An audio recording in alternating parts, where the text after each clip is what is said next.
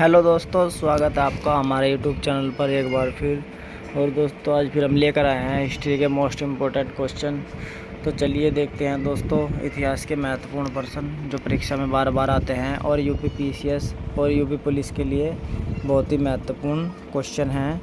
और दोस्तों जितने भी वनडे एग्ज़ाम होते हैं उनमें भी समान रूप से उपयोगी हैं। ठीक है दोस्तों, तो यहाँ पर जो हम ये सेगमेंट देखेंगे यह है गुप्त काल से संबंधित। ठीक है दोस्तों, गुप्त काल के प्रमुख प्रश्न। तो चलिए इतिहास में गुप्त काल के मोस्ट इम्पोर्टेंट क्वेश्चन देखते हैं और शुरू करते हैं और देखते हैं पहला प्रश्न। ठीक है दोस्तों, पहला प्रश्न है गुप्त संवत किसने चलाया। ठीक है दोस्तों, तो गुप्त संवत किसने चलाया। तो दोस्तों गुप्त संवत चलाया चंद्रगुप्त प्रथम ने। ठीक है दोस्तों, चंद्रगुप्त प्रथम ने गुप्त संवत चलाया। ठीक है, इन्होंने क्या किया कि नवा संवत चलाने का श्रेय दिया जाता है और उसका क्या नाम है, गुप्त संवत। ठीक है दोस्तों, तो चलिए अब आगे चलते हैं अगले प्रश्न पर। महाराजा धीराज की उपाधि किसने धारण की। तो दोस्तों महाराजा धीराज की उपाधि चंद्रगुप्त प्रथम ने धारण की। ठीक है दोस्तों, महाराजा धीराज। ठीक है दोस्तों, चलिए अगला प्रश्न देखते हैं। और इसने क्या किया था, चंद्रगुप्त प्रथम ने गुप्त शासकों में पहला शासक था, इसने चांदी का सिक्का चलाया था। ठीक है दोस्तों, ये ध्यान रखना, चांदी का सिक्का सबसे पहले किसने चलाया था, चंद्रगुप्त प्रथम ने। ठीक है, चलिए अगला क्वेश्चन देखते हैं।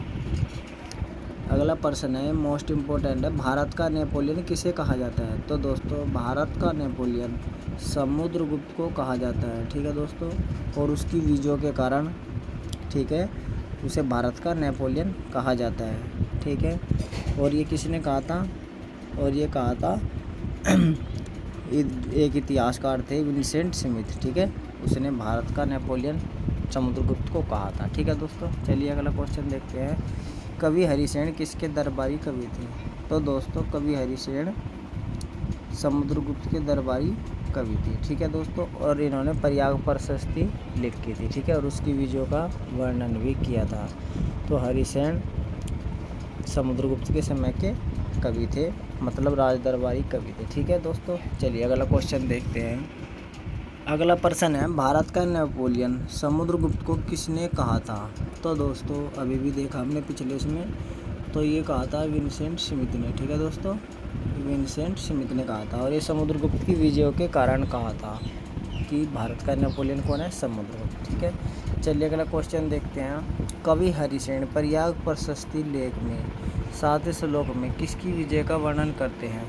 तो दोस्तों 7वें श्लोक में समुद्रगुप्त की विजयों का वर्णन करते हैं। ठीक है दोस्तों, कवि हरिसेन। चलिए अगला क्वेश्चन देखिए।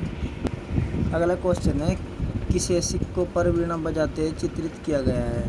तो दोस्तों सिक्कों पर वीणा बजाते हुए जिसे चित्रित किया गया है, यहाँ पर ये गलत हो गया है ऑप्शन, क्योंकि इसका जो ऑप्शन है वो है समुद्रगुप्त। ठीक है दोस्तों, और यहाँ पर ये ऑप्शन डी सही हो जाएगा, समुद्रगुप्त को। ठीक है दोस्तों, समुद्रगुप्त वीणा बजाते थे। ठीक है, और उन्होंने जो सिक्के जारी किए थे उन पे उन्होंने अपनी फ़ोटो पे लगवाई थी। ठीक है, मतलब वीणा बजाते हुए चित्रित किया गया था। ठीक है, और उन्होंने अपनी उपाधि क्या रखी थी, कविराज की उपाधि प्रदान की गई। ठीक है, कविराज। ठीक है, और एक बात और है, समुद्रगुप्त के संबंध में वे बौद्ध भिक्षु वसुबंधु को संरक्षण भी दिया था उन्होंने। ठीक है, और समुद्रगुप्त है जो वे प्रसन्न होने पर क्या कहता है उन्होंने, कुबेर और रुष्ट होने पर यमराज होने का समान थे। मतलब उनकी विशेषता बताई गई है कि वे जब खुश होते थे तो कैसे होते थे, कुबेर के समान, और रुष्ट होने पर यमराज के समान होते थे। तो इसका ये हमने सबूत, ये साक्ष्य कहाँ से मिला है, तो एक एरन अभिलेख है दोस्तों, ये वहाँ से मिला है। ठीक है दोस्तों, एरन अभिलेख। चलिए, और उन्होंने एक इतिहासकार है राय चौधरी धर्म विजय की संज्ञा प्रदान की है। ठीक है, दक्षिणापथ विजय की, किसकी, समुद्रगुप्त की। समुद्रगुप्त ने जब दक्षिणी पथ की विजय की तो उन्होंने धर्म विजय की संज्ञा प्रदान की। ठीक है, राय चौधरी ने। चलिए अगला क्वेश्चन देखते हैं। प्रयाग प्रशस्ति में सर्वप्रथम क्या उल्लेख मिलता है। तो तो दोस्तों प्रयाग प्रशस्ति में सर्वप्रथम उल्लेख मिलता है भारतवर्ष। ठीक है दोस्तों, प्रयाग प्रशस्ति में सर्वप्रथम भारतवर्ष का उल्लेख मिलता है। चलिए अगला प्रश्न देखते हैं और इसका ऑप्शन ए सही हो जाएगा। ठीक है, चलिए अगला क्वेश्चन देखिए। अगला प्रश्न है कालिदास किसके दरबारी कवि थे? तो दोस्तों कालिदास एक संस्कृत के महान कवि थे और उन्होंने 7 प्रमुख रचनाएं की। ठीक है दोस्तों, और अभिज्ञान शाकुंतलम उनका प्रसिद्ध नाटक है, रघुवंश महाकाव्य है और मेघदूत गीति काव्य, ये काफ़ी प्रसिद्ध इनके नाटक अभिज्ञान शाकुंतलम सबसे प्रसिद्ध है। तो उनकी 7 रचनाएं थी। और वे किसके दरबारी कवि थे दोस्तों? तो वे दरबारी कवि थे चंद्रगुप्त द्वितीय के। ठीक है, जिससे विक्रमादित्य भी कहते हैं। ठीक है दोस्तों, क्योंकि चंद्रगुप्त द्वितीय के दरबार में नवरत्न रहते थे और उनमें से एक कालिदास भी थे। ठीक है दोस्तों, और जो नवरत्न थे उनमें कालिदास हो गए, धन्वंतरी हो गई, अक्षणप हो गए, अमर सिंह हो गए, शंकु हो गए, बेताल भट्ट, घटकपरर, वराहिमर और वररुचि। ठीक है, ये ऐसे विद्वान थे। ठीक है दोस्तों, और ये जो कालिदास है ये संस्कृत के महान कवि थे। ठीक है, इन्होंने 7 रचना की थी। अभिज्ञान शाकुंतलम इनका सर्वोत्तम नाटक है। ठीक है, और ऋतु संहार भी इनकी एक रचना है। ठीक है दोस्तों, और वाल्मीका मित्र भी इनकी एक रचना है। ठीक है, वाल्मीका अग्निमित्र। ठीक है, और मेघदूत हो गया, कुमार संभव हो गया। ठीक है दोस्तों, तो ये रचनाएं थी इसकी। ठीक है, तो चलिए आगे देखते हैं। अगला प्रश्न है चीनी यात्री फायान किसके काल में भारत आया? तो दोस्तों चीनी यात्री फायान चंद्रगुप्त द्वितीय के काल में आया। ठीक है दोस्तों, चंद्रगुप्त द्वितीय के काल में आया ये फायान। ठीक है, और कहाँ का था ये? चीन का। ठीक है, फायान। चलिए अगला क्वेश्चन देखते हैं। अगला क्वेश्चन है वराहमिहिर किसके नवरत्न थे? तो दोस्तों वराहमिहिर चंद्रगुप्त द्वितीय के नवरत्नों में से एक थे। ठीक है, और वराहमिहिर ने एक पुस्तक लिखी, उनका नाम है पंच सिद्धांतिका। ठीक है दोस्तों, उनकी पुस्तक कौन सी थी? पंच, यहाँ पे लिख देता हूँ, पंच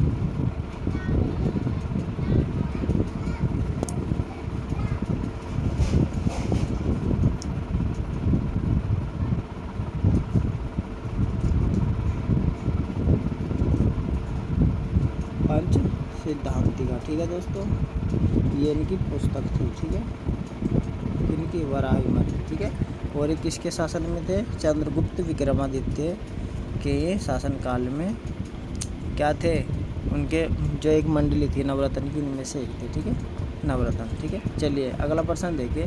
विक्रमादित्य उपाधि किसने धारण की थी? तो दोस्तों विक्रमादित्य की जो उपाधि है वो चंद्रगुप्त विक्रमादित्य ने धारण की थी। ठीक है दोस्तों, और उसने कब की थी विक्रमादित्य की?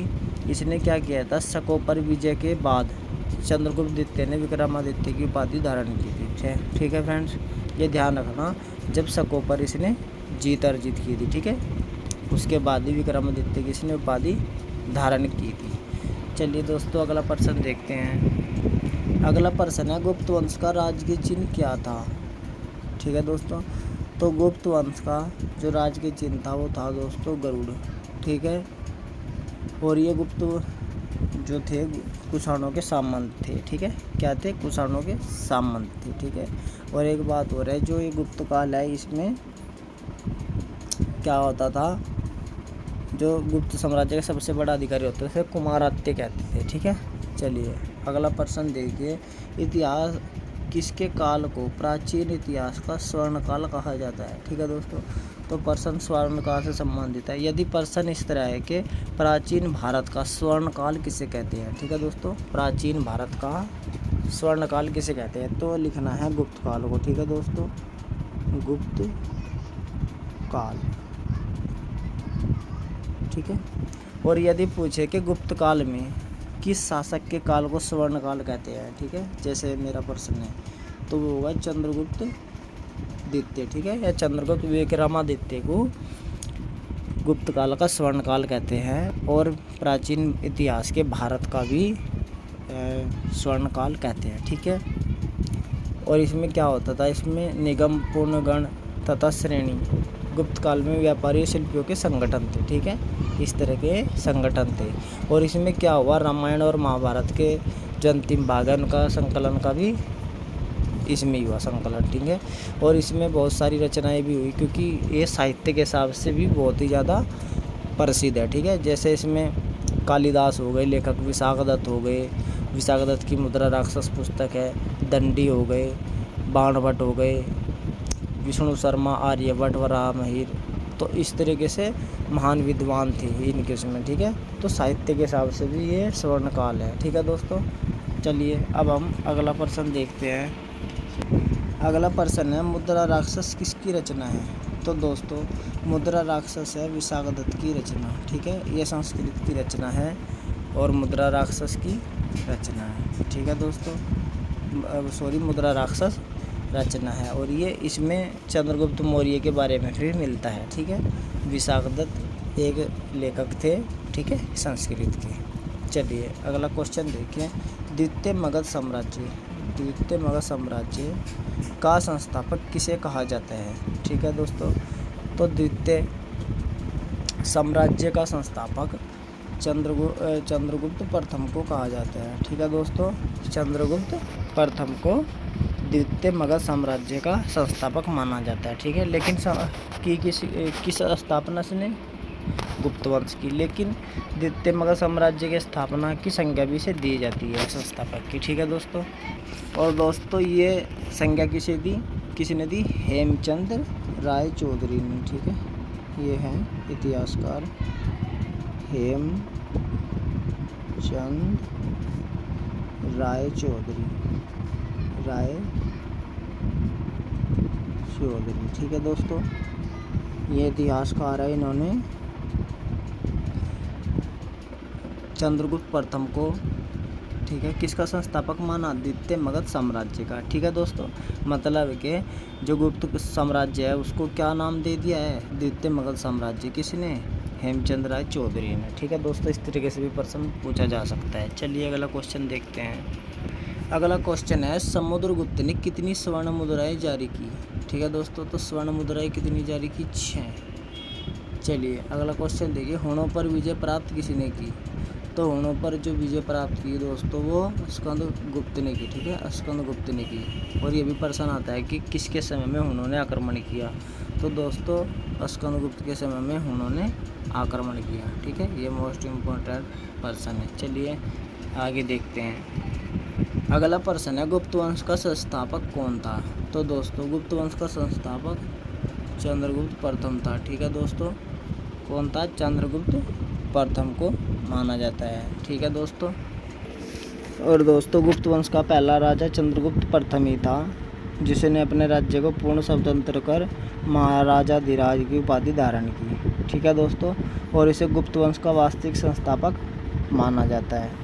ठीक है दोस्तों, और इन्होंने जो गुप्त राजवंश की स्थापना की वो की थी 275 ईस्वी में। ठीक है दोस्तों, महाराज गुप्त द्वारा की गई। ठीक है, और इस तरीके से भी माना जाता है। ठीक है, क्योंकि ये जो है वास्तविक, यहाँ पर जो प्रश्न था दोस्तों ये वास्तविक का था। ठीक है, वास्तविक।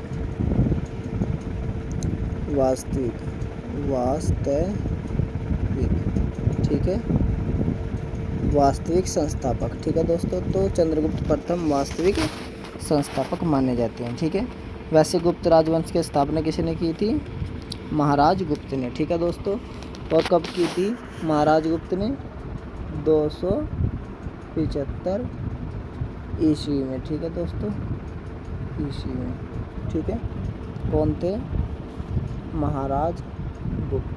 ठीक है, गुप्त, इसीलिए गुप्त साम्राज्य उनका नाम पड़ा। ठीक है, और उनका दूसरा जो नाम है उसको बोलते हैं श्रीगुप्त भी बोलते हैं दोस्तों। ठीक है, यहाँ पर ये थोड़ा मिस्टेक हो गया था, क्योंकि यहाँ पर वास्तविक संस्थापक लिखना था, तो इसके हिसाब से जो है ना गुप्त वंश का संस्थापक कौन था, तो गुप्त वंश का संस्थापक यदि आए तो लिखना है आपको श्रीगुप्त। ठीक है दोस्तों, श्रीगुप्त।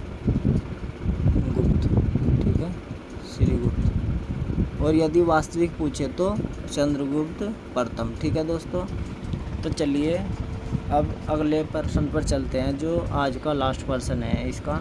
चलिए, महाराज की उपाधि किसने धारण की? ठीक है दोस्तों, तो महाराज की उपाधि धारण की थी चंद्रगुप्त प्रथम ने। ठीक है दोस्तों, और इसने महाराजा धीराज की भी उपाधि धारण की थी। ठीक है दोस्तों, तो चलिए ये थे महत्वपूर्ण प्रश्न 20 इतिहास से संबंधित, हिस्ट्री से संबंधित और ये गुप्त काल से संबंधित। तो दोस्तों फिर मिलेंगे अगली वीडियो में, तब तक के लिए धन्यवाद।